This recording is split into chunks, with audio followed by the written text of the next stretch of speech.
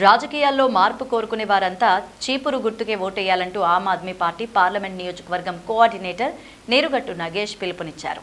ఆ party Tirupati assembly నియోజకవర్గంలో convener Bonthala Rajesh Royal చేపట్టిన సామాన్యుడి శంఖారావం ప్రజా చైతన్య యాత్ర తిరుపతి నగరంలో పాత Tiruchan road, Kennedy Nagar, air bypass road, STV Nagar వంటి ప్రాంతాల్లో ఉత్సాహంగా సాగింది. కార్యక్రమంలో ముఖ్య అతిథిగా తిరుపతి జిల్లా అధ్యక్షులు పార్లమెంట్ కోఆర్డినేటర్ నీరుగట్టు నగేష్ పాల్గొని పార్టీ సిద్ధాంతాల్ని ప్రజలకు తెలియజేస్తూ కరపత్రాలు పంచిపెట్టారు. పార్టీ సభ్యత్వ నమోదులు చేపట్టారు. ఈ సందర్భంగా మాట్లాడుతూ ఢిల్లీ ఆదర్శ పాలన చేస్తున్న ముఖ్యమంత్రి అరవింద్ కేజ్రీవాల్ నాయకత్వం గురించి ప్రజలకు వివరించారు. ఈ కార్యక్రమంలో రాయలసీమ బీసీ విద్యార్థి జేఏసీ నాయకులు విజయ్, విద్యార్థి నాయకులు అంజీ, యువజన నాయకులు మనోజ్, సాయి, హరీష్ తదితర పార్టీ కార్యకర్తలు పాల్గొన్నారు. మా యొక్క పార్టీ యొక్క విధి విధానాల్ని, అలాగే ఢిల్లీ, పంజాబ్లో ఆమ్ ఆద్మీ పార్టీ ప్రవేశపెట్టినటువంటి సంక్షేమ పథకాలని ప్రజలకు వివరిస్తూ ఉంటే ప్రజల నుంచి మంచి స్పందన వస్తూ ఉంది.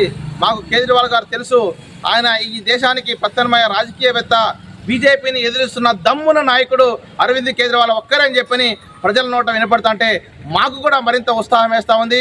మేమైతే ఖచ్చితంగా ప్రజలకి అప్పీల్ చేస్తున్నాం, జరగనున్నటువంటి పార్లమెంటు, అసెంబ్లీ ఎన్నికల్లో మీరు చీపురు గుర్తుకి ఓటేయాలని చెప్పని అడుగుతున్నాం. మార్పు కోసం తిరుపతి నగరంలో మేము అన్ని వార్డులో పర్యటిస్తున్నాం.